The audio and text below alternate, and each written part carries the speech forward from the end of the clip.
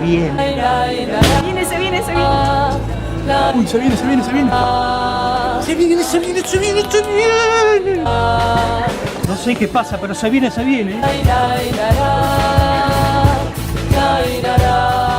Bien, continuamos aquí en el Teatro de la Fábula, en pleno abasto de la ciudad de Buenos Aires. Agüero 444, teatro tradicional, hermosa sala, ¿no es cierto, Oscar? Es así. Después ya lo vamos a obligar, por la fuerza lo vamos a traer acá a Rubén Santagada, que es el dueño del lugar. Hermosa persona también y bueno, compañero. Oscar, un éxito tu participación en el Se Viene pasado, ¿eh? ¿Ah, sí? Sí, ya se ha formado el club de fans de Oscar Abudalavini. ¿Cuánto hay que pagar? No, por ¿Gratis? favor. Bueno, ¿viste cómo se decía antes? A pedido del público. A pedido del público. 3 nuevas funciones. Bueno, esto de verdad, a pedido del público, porque la gente lo quedó mucho. Y aparte a nosotros nos gusta tenerte, vos lo sabés muy bien. Y en este que es el último programa del año, Sí. nos pareció propicio que vos nos des una semblanza así geopolítica, que es la madre de las políticas, ¿no? Así es. La política nacional es apenas una mueca de la política internacional, de la geopolítica. Así que, ¿qué nos puedes decir, Oscar Abudalavini, al respecto? Mira, aprovechando que estuvo recientemente con nosotros Thierry Meyssan, hicimos un ejercicio de análisis geopolítico, y el análisis geopolítico, como toda estudio política, te sugiere técnicas de militancia. Claro. Entonces, el principio para entender la geopolítica, que elementalmente hablando geopolítica quiere decir, vos tenés tu casa, ese es tu mundo. Geopolítica es que yo instrumente cosas para apropiarme de parte de tu territorio. Eso es geopolítica. Tu territorio es la tierra, son los ríos, es tu cultura, es tu arte, tus medios de comunicación. Entonces, la clave para posicionarse en esto es ponerse en el lugar del enemigo. Si vos recordás las películas de la Segunda Guerra Mundial, vos tenías el alto mando aliado, que sobre un mapa de Europa decía: che, bueno, acá Hitler me metió este batallón, ¿qué puedo hacer yo? Por acá, entonces, lo primero es el mapa del enemigo. Vamos a repasar el mapa del enemigo. Antes de su triunfo electoral, en la Argentina, existía un contexto regional. Primero es clave el contexto regional. Hubo una alianza regional, Venezuela, Ecuador, Brasil, etc. Una alianza regional. Esa alianza regional fue derrotada, no al 100%, pero fue derrotada. Claro. Sí. Entonces, corroída por lo menos. Corroída, derrotada, separada. Sí. Entonces, tu enemigo, antes de empezar a atacarte, dice, él está aislado regionalmente. Parte de eso. Entonces, agarramos el mapa de Argentina y decimos, ¿dónde vamos a pegar primero? Vamos a pegar primero en la zona de Jujuy y vas a ver cómo proceden geopolíticamente. El combate geopolítico no tiene disociado lo cívico, lo político, lo mediático y lo militar. Ejemplo, para tomar bien ese escenario. Yo enemigo... O sea, vos me decís que Milagro Sala es la punta de lanza de la avanzada. Es la primera. Es la primera batalla de ellos, que tiene una parte política pura. ¿Por qué? Porque Milagro Salas es un símbolo importante del gobierno anterior en esa zona, la zona de Jujuy, una zona importante. Para entender cómo te va a atacar el enemigo hay que repasar qué tenías vos. Vos tenías Milagro Sala, que era una formación político-social importantísima de transformación de la indiada, de los cabecitas negras de esa zona. O sea, vos le habías robado, geopolíticamente hablando, el territorio al conservadurismo clásico de esa zona. Aparte estábamos hablando de una India mal llamada, ¿no? Que le había sacado la careta a la obra pública, porque había demostrado que se construía mejor y mucho más barato que los grandes ingenieros y arquitectos, etc. ¿no? Ese es tu enemigo. Claro. Entonces, es un enemigo que te viene ganando mal. Pero ahí tenías tres fuerzas. Ese es tu enemigo político-social, cultural, Sí, claro. artístico. Porque Milagro Salas te armó un bloque de combate que incluía la obra pública, la escuela, todo. La producción. La producción. Entonces ella le robó territorio geopolítico al enemigo. ¿Me entendés? Claro, claro. En ese mismo lugar, en esa zona, Santiago del Estero, por ahí, lo poco que quedaba de la tecnología de radares argentinos, junto con los últimos Mirage y los últimos A4, tenían el escudo norte, que eran los últimos radares que nos quedaron. Era la zona donde la Fuerza Aérea se ejercitaba en detener el narcotráfico. Tenías presencia militar de la Fuerza Aérea. Y en esa zona tenés escuadrones importantísimos de gendarmería. Entonces ahora te voy a decir cómo vamos a atacar y vamos a destruir todo. Entonces nosotros, para atacar, te vamos a atacar las tres fuerzas. Punto 1. Ataque a Milagro Sala.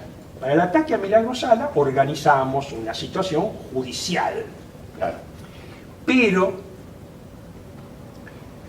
nosotros le decimos a la gendarmería cercana, miren, según informes de inteligencia, Milagro Salas va a atacar la casa del gobernador con 400 hombres armados. Por lo tanto, salgan ustedes con 5 ómnibus rajando, armados hasta los dientes, porque tenemos una situación militar inminente. Salen los ómnibus de gendarmería a lo loco, desaforados. ¿Me entendés ya con este lavado de cerebro? Claro, claro. En un puente, como el ómnibus estaba en mal estado, la rueda estaba en mal estado, la rueda se revienta, cae el ómnibus al El chofer río. en buen estado no estaba tampoco. No, mueren 43 gendarmes. Entonces, luego diluyen y abortan el escudo norte. Entonces, en términos militares, ellos tantean tus defensas. Ellos te metieron 3 ataques. Uno contra Milagro Sala, otro contra los gendarmes, otro contra la Fuerza Aérea. Y ellos que ven que vos reaccionaste solo a uno, solo al de Milagro Sala. Entonces, ¿ellos qué dicen? Murieron 43 gendarmes y estos infelices no hacen nada. No pasa nada. Siendo que esta gente, como yo te decía en otro programa, ha cultivado una relación eximia con la gendarmería y han transformado a la gendarmería en la fuerza que transmite seguridad a la población. De confianza. De confianza. Con lo cual, te metí presa a Milagro Sala, te robé la gendarmería, te maté 43 gendarmes, y ante la muerte de 43 gendarmes, que son gente del puro pueblo, vos no reaccionaste. Vos no dijiste nada. Y encima, cuando yo luego te desarticulo los radares de la zona, y la mayoría de los radares, más la poca fuerza aérea, vos tampoco dijiste nada. Entonces te metí 3 bombas, y vos te defendiste solo uno. ¿Quién ganó? Yo gané. Claro. Entonces así trabaja el enemigo. Eso vendría a ser en la zona que llamaríamos el noreste. Vayamos al noroeste. Nosotros tenemos ahí un problema viejo y crónico con las tribus de pueblos originarios, los Kwon, los Bichi, en la pobreza inaudita que no logramos darle tierra. Entonces esa ya es una debilidad que vos tenías de antes. Pero en esa zona durante todo tu gobierno, yo dije, esa zona está lleno de terroristas de Hezbollah y de Irán. Y vos qué hiciste, no abriste la boca. Con lo cual, te metí una pica en Flandes, también en el noreste, perdón, en la zona de Formosa. Entonces yo te instalé... Cerca de la triple frontera. Exactamente. Yo te instalé en la triple frontera, tu frontera, donde vos ya tenías mucha debilidad, un foco que internacionalmente tiene mucho valor, porque yo, con mi aparato comunicacional, le digo al mundo, la metimos presa a esa negra india porque era una delincuente. Y a mis Fuerzas Armadas yo le digo, ¿saben qué? Además tenía 400 tipos armados que iba a asaltar la casa del gobernador. ¿Y saben qué, señores gendarmes? Estos tipos, estos progres, no los van a defender a ustedes. ¿Saben por qué? Porque ese ómnibus se rompió porque un fusilero de Milagro Sala, francotirador, le tiró un tiro y rompió la goma. Andá a descubrir que no es verdad. Claro.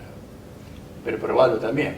Probalo también, ¿no? No importa, porque vos ahora tenés el aparato probatorio a tu favor. Entonces, Por lo menos el de la opinión de la gente. sí, y sobre todo el de Gendarmería, porque ahora a Gendarmería el único que le habla sos vos. Antes le hablaba Bernie y el gobierno, pero a partir de ahora la Gendarmería es fuerza tuya cautiva. Entonces vos le decías a Gendarmería, pasó esto. Fíjese, murieron 44, 43. Ningún progre los defiende. Los organismos de derechos humanos no les importa un comino que ustedes hayan muerto 43. Pero además, cuando nosotros les dijimos que fue un fusilero de Milagro Sala el que tiró el tiro, nadie responde. El que calla, otorga. Entonces, Ahora yo tengo una pregunta. ¿Sí? Sí. No olvides el hilo de la cuestión, porque no te quiero sacar de ahí.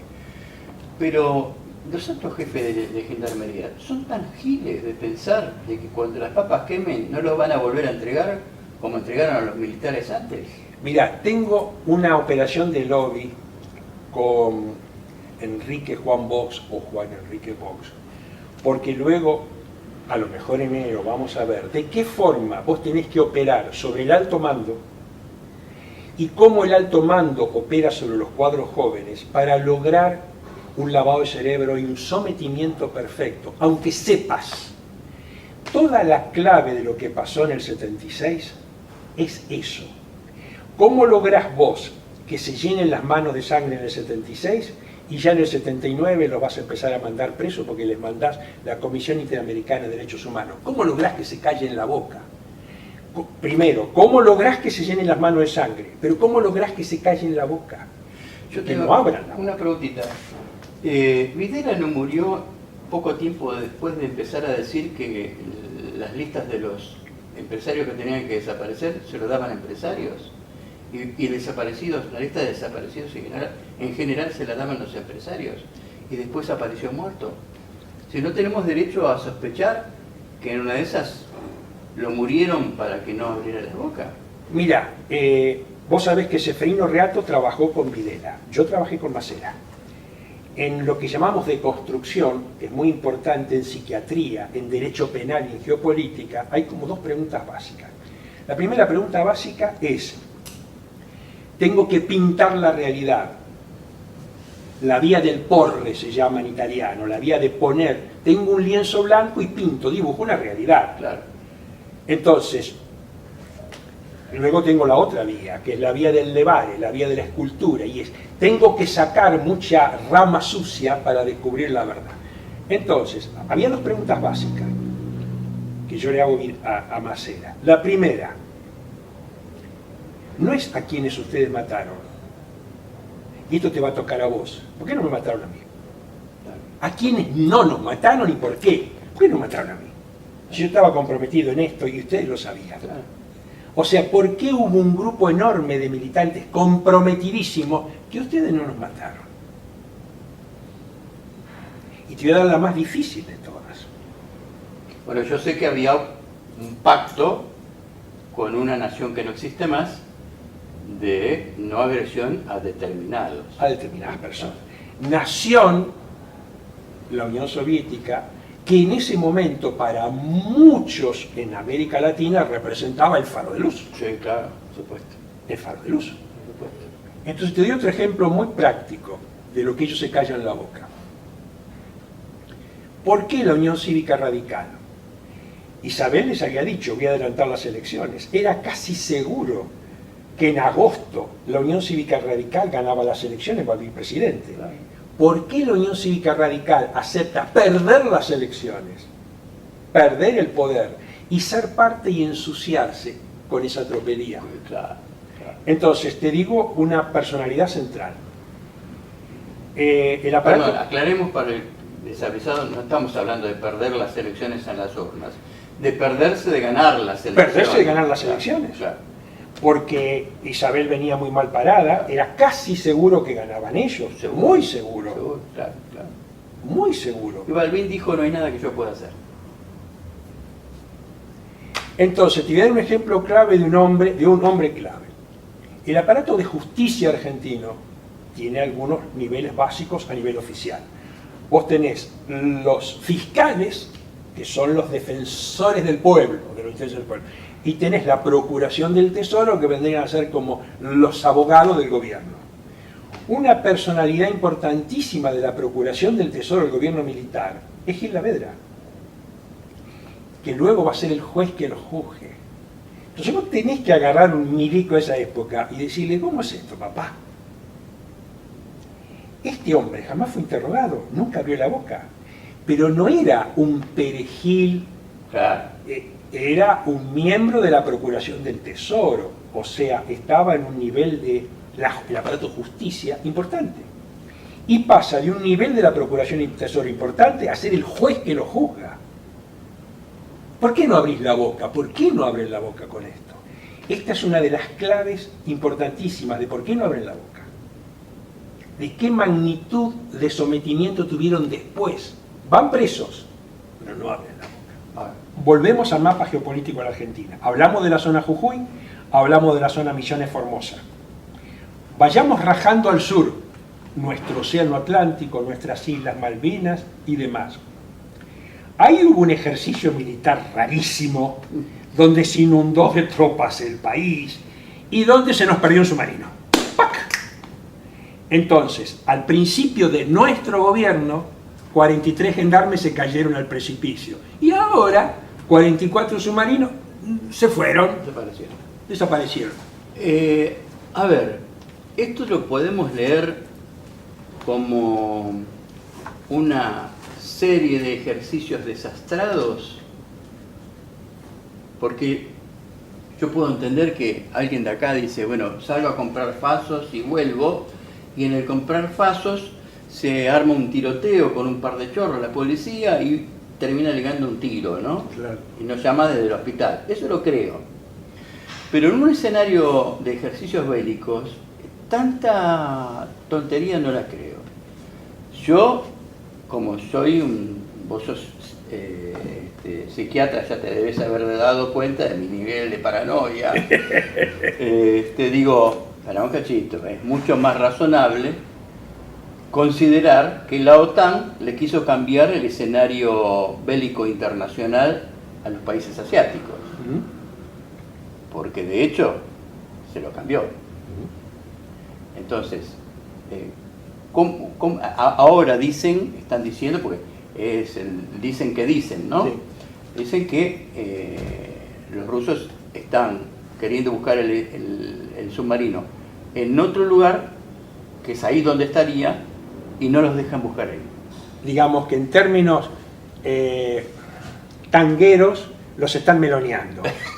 Más o menos. Los están meloneando. Claro. ¿Para qué vas a buscar por dónde está? Exactamente. Entonces, los rusos, que imbéciles no son, Claro. entonces deben haber olfateado o descubierto de que los estaban mandando a buscar el submarino por allá, cuando para ellos era obvio que por allá no podía estar. Claro. Entonces, yo te dije, al principio del gobierno nuestro, porque yo sigo en el lugar de ellos, Sí, sí. se nos caen 43 gendarmes y la culpa es de Milagro Sala. Y ustedes no reaccionaron. Ahora se nos vuelan 44 submarinistas. Y la culpa era de la yegua anterior porque ella hizo mal los arreglos submarinos. O sea, instalaron primero esa campaña. ¿Por qué lo dejaron salir? Bueno, y ahora viene la madre del borrego. Porque vos sabés que yo frecuento todo el tiempo amigos militares y les hago preguntas básicas para entender la cosa. Entonces yo le dije, muchacho, sobre todo teniendo en cuenta lo que pasó con el ómnibus de Gendarmería, le digo, el submarino, supongamos que la yegua lo arregló mal, vamos a suponer, supongamos, ustedes no hacen pericias para saber si el barco... Entonces me lo dijeron el 24 a la noche, el 25 me lo corroboraron y el 26 Alconada Mon en La Nación lo planteó. Es muy posible que haya un informe de la propia Marina que diga que el submarino no estaba en condiciones de esa travesía y de ese ejercicio. Entonces, si es así, me dijeron también que estos informes de la Marina es posible que tarde o temprano salgan a la luz. Entonces, ¿se va a comer la Marina que la culpa de todo la tienen ellos? Porque van a tratar de echarle la culpa a la Marina. Porque el responsable último, y esto lo han venido sugiriendo los marinos, si bien una vez que vos, comandante en jefe, presidente de la Nación, a través de tu ministro de Defensa, vos decís, los norteamericanos me piden para ese ejercicio que esté el submarino. Claro. Eso te dice el presidente de la Nación. Entonces vos, ministro de Defensa, le decís al jefe de la Armada, che, denme el submarino que tengo que sacarlo. Ahí es el jefe de la Armada el que te dijo o no te dijo que el submarino estaba en mal estado. Si vos sos ministro de Defensa y te comiste que no sabías, es grave. Claro. Si sabías e igual lo mandaste, es gravísimo. Entonces, viene una segunda cuestión. Así como los aviones tienen una trayectoria, un avión no puede ir por cualquier lado. Claro. Los aviones, como hay mucho tráfico aéreo, tienen que seguir una trayectoria. Nosotros tenemos un acuerdo, se llama Acuerdo de Madrid, firmados por Menem con Inglaterra, que obliga a la Argentina que todo movimiento de tropas por encima del paralelo 42, aéreo, terrestre o marítimo, tiene que informarlo. Hay que informarlo. Por lo tanto, Inglaterra estaba informado de la travesía o derrotero del submarino, el de ida y el de vuelta. Por lo tanto, la Marina tenía un derrotero de ida y de vuelta. No te lo dicen ese derrotero. Entonces, cuando dicen, ¿por dónde puede haberse caído el submarino? Y por acá. Claro. Entonces, cuando vos eso a los rusos se lo dijiste 2 veces, los rusos te dicen, no, papá. Pero poquito. El submarino tenía que tener una trayectoria o derrotero. Y el submarino tiene, si nosotros tenemos GPS en un teléfono, pero rin común, pero el submarino tenía una trayectoria. Entonces, esa trayectoria, como pensamos que la tenía, estamos sospechando que el gobierno no la informa. Y los rusos están sospechando que no les informa bien el terreno real. Porque el terreno real de lo que haya ocurrido tiene que estar dentro de la trayectoria, no en cualquier lugar. Claro, yo pensaba, cuando comenzaron las búsquedas, yo decía, ¿cómo puede ser que estén buscando por todas partes? Claro. No es posible. No. Y yo tengo un pensamiento forjado a mis 64 años. Dice, cuando de todo lo que está pasando no se entiende nada, es que lo que está pasando es otra cosa. Exactamente. Bueno, un principio en geopolítica para descubrir que te están macaneando es este. Cuando vos te arman una sistemática nube de confusión y vos no terminás de entender las cosas muy básicas, mirá lo que yo te digo es cosa básica. El submarino, como los barcos tienen un derrotero, una trayectoria preestablecida, el submarino no va por donde se le canta.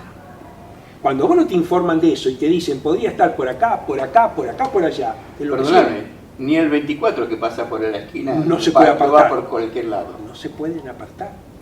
Entonces, lo primero que montaron es una campaña de confusión y enloquecimiento. Y le echaron la culpa a la yegua. Seguro. Y además te dicen, no, lo que pasa es que un tipo allá en Europa escuchó un ruido compatible con una explosión. ¿Cómo? ¿Y dónde? Y por la zona. Todo es por ahí, en el hemisferio sur. Entonces yo ahora te digo, ¿sabés, Enrique? Que a mí me llamó un marciano por teléfono y me dijo, yo vi un humo compatible. Entonces ya empezás a tirar lo que los chicos dicen, tirar verdura. Claro. Empezás a tirar cualquier ¿No están buscando también que la gente, no me sale el término, se bajonee, que no entienda nada y desista de querer entender? Sí, toda la técnica con la investigación del atentado AMIA es esa. Caos, confusión, claro. Y hay un momento vos decís... Mentira, caos, confusión, mentira. Hay un momento donde vos decís, yo no leo más, ¿por qué? Porque no entiendo nada. Claro. Porque lo que entendí hoy, mañana me van a decir que me equivoqué, es falso. Claro. Entonces, esta es una técnica maravillosa para lograr que toda una militancia o todo un sector de la sociedad abandone un campo de batalla. Claro. Yendo a ese punto. Se excluya, se omita. Se excluya. Yendo a ese punto. Hace 4 o 5 años teníamos un solo escenario de conflicto que era la causa AMIA. Uno solo. Después de la muerte de Nisman ya tenemos 2. Y ahora con el acuerdo con Irán tenemos 3. Perdón, si hablamos de la muerte de Nisman tenemos que hablar de las resurrecciones de Nisman, ¿no? Porque cada tanto lo resucitan. Claro. Entonces, ahora Hoy vamos a hablar de Nisman, que Daniel Schnittman sí. anda un poco crueco ahí, no vino, pero me mandó un material que me dijo, mirá, poné esto, ¿verdad? Ahí ya lo vamos a ver, declaraciones de Nisman con Daniel Schnittman, donde todo lo que ocurrió después se contradice, ¿no? Es así.